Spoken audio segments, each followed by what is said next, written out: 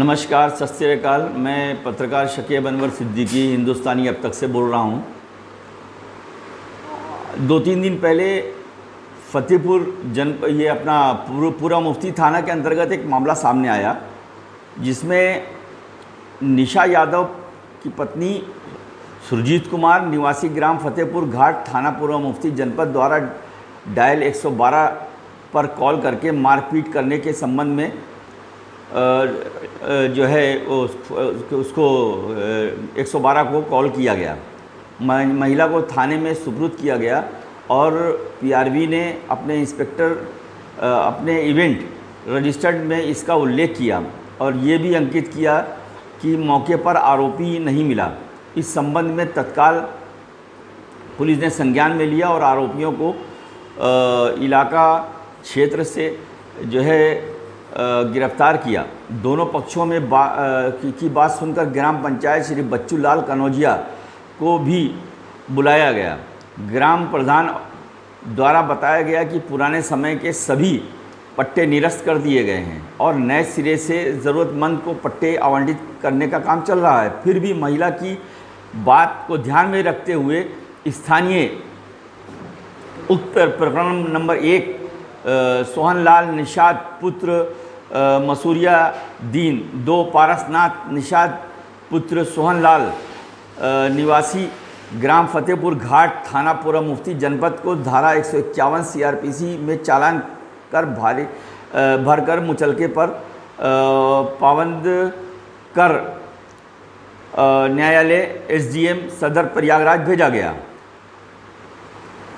बोलने का मतलब ये है कि थाना पूर्व मुफ्ती के एसओ ने साप्ताहिक दिवस जो होता है शनिवार को, इसमें इस मामले को संज्ञान में लेते हुए सीओ क्या नाम है अपने सीओ सुधीर कुमार के समक्ष मामला रखा गया और इस मामले को जो है निवारण किया गया और उसके बाद जो है दोनों पक्ष जो है खुशी खुशी वहाँ से चले गए। लेकिन इसके बावजूद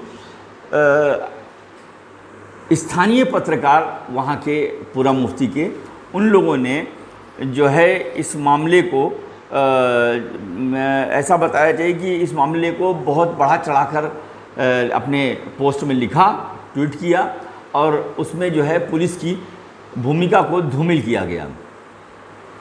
मेरा बोलने का मतलब ये है कि अगर शनिवार के दिन साप्ताहिक दिवस पर निवारण करने का काम चल रहा है और उसमें निवारण होता है और किया गया, तो पत्रकारों को उस पर भी लिखना चाहिए, संज्ञान में लेना चाहिए कि ये मामला क्या था।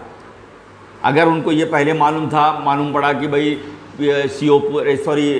एसओ पूरा मुफ्ती ने इस मामले में कोई हस्तक्षेप नहीं किया, गलत फैसला किया, तो शनिचर के दिन जब साप्ताहिक दिवस हुआ तो उसके अंदर मामले को निवारण किया। इसी एसओ पूर्व मुफ्ती ने आशुतोष तिवारी और सुरेश कुमार जी के मार्गदर्शन में जो है ये इस मामले का निवारण हुआ। इसी तरीके से एक मामला जो है बमरोली उपराहर जीटी रोड से कुछ 100 मीटर अंदर बमरोली गांव की तरफ रास्ता आता है। यहाँ पर एक जो है करीब 14 बिस्वा ज़मीन सरकारी ज़मीन है, जिस पर कोई पांडे है, फतेहपुर घाट के ही हैं, वो भी रहने वाले पूर्व मुफ्ती के बगल के। उन्होंने आकर के जेसीबी चलवा कर उसको कब्ज़ा करने की कोशिश की, जबकि दिल्ली के किसी बैंक में जो है ये ज़मीन जो है मार्गेज की हुई है। 50 लाख रुपए का कर्ज है। अब तो शायद कई साल हो चुके हैं, इससे पहले भी कुछ भू माफिया आए थे, उन्होंने कब्ज़ा करने की कोशिश की थी।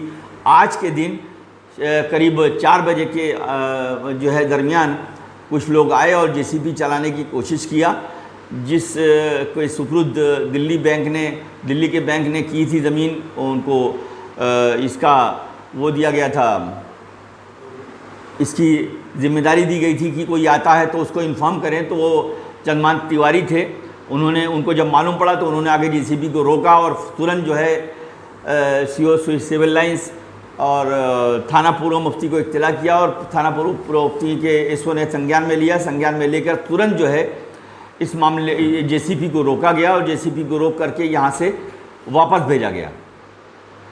अब मामला ये है कि इस ज़मीन को कब्ज़ा करने का सवाल जहाँ तक है, इस ज़मीन कम से कम 4 से 5 करोड़ पुरानी ज़मीन है, करोड़ की ज़मीन है।